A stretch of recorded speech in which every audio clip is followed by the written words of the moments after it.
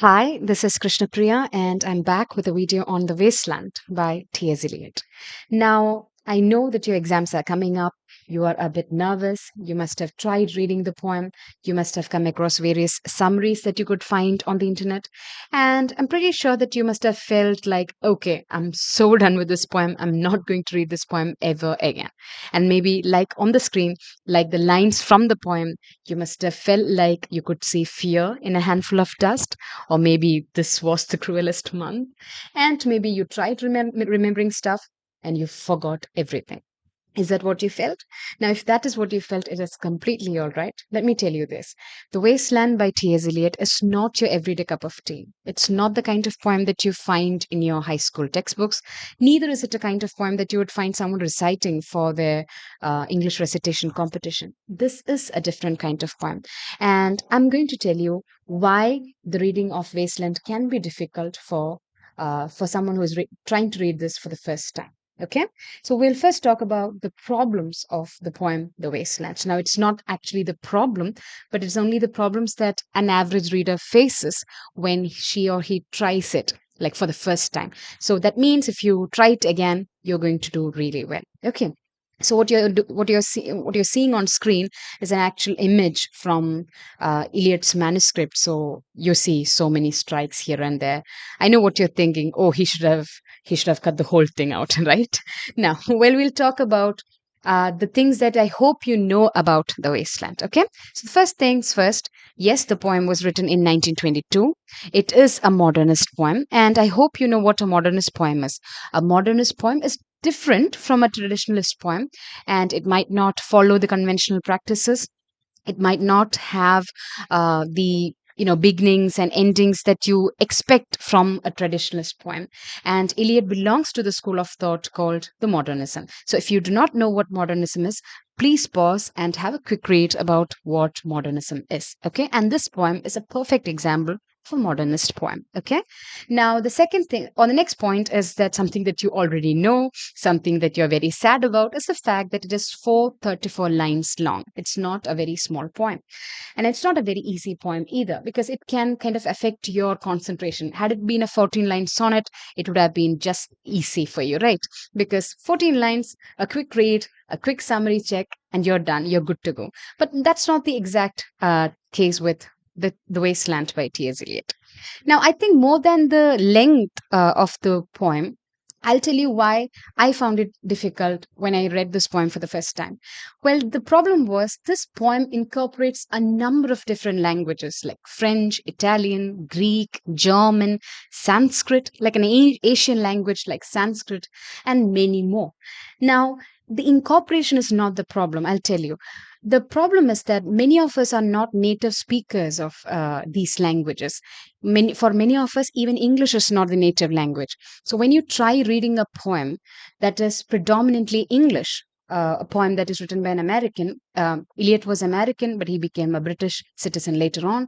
Anyway, whatever that be, the Wasteland is predominantly an English poem, but it has got French line, it has got Italian lines. Now, if you speak these languages, it is fine, it's wonderful, but many of us don't. So, what happens is that if you want to know what these lines stand for, you need to stop reading and then maybe check what these lines mean. So, these are this whole, pause, figure out, that's going to affect your overall reading experience.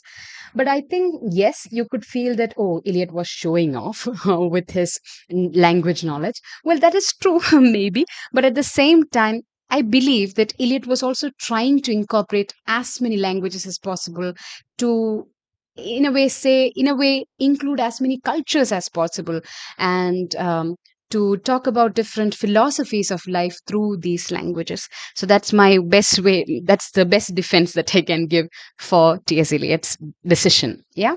Now, similar to this, he also brings a lot of allusion. He doesn't stop with languages. He brings reference to Shakespeare, he brings reference to Dante, Ovid, Milton, etc. So, just like the idea of language, if you do not know, if you, the reader, are not very sure about the works of Shakespeare or Dante or Milton, if you're not very familiar with their works, then what happens is that you will not understand why these lines are placed in a particular way in the wasteland. So again, like I said about the language, you'll have to stop reading and then go back figuring out, okay, what did Shakespeare say, or what did Dante say, who is Ovid, etc. Yeah. So these are the problems that we face when we try reading the wasteland for the first time. And yes, you might know these factors, which you might have already figured out, that there is no fixed speaker, there is no fixed location or time. You don't know when the poem is set in. And yes, it does not have a conventional structure. Because why?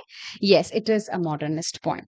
And I think the best way to explain this structure is that even though the poem is divided into five sections, like five independent sections, they don't have any connection whatsoever. They are not related to each other. They are not dependent on each other. They are not linked to each other. So there are five independent structures. And there is a line in the poem that kind of, for me, I would say that line defines the overall structure of the wasteland.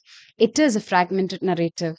The wasteland is a heap of broken images, but each image matters.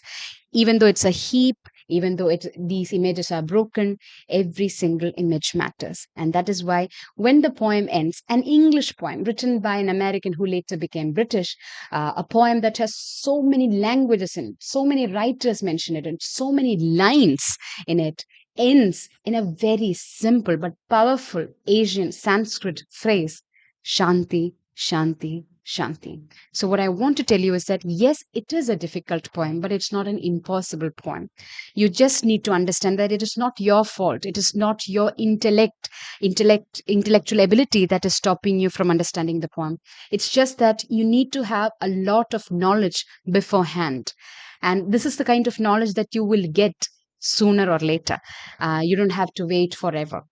So you will get it and you will figure it out soon. So in the next video, I'll tell you how to decode this poem. Okay. So yes, as I told you, you could feel that there is no fixed speaker, but our next mission should be, but who is the speaker? Who is the hero of this poem?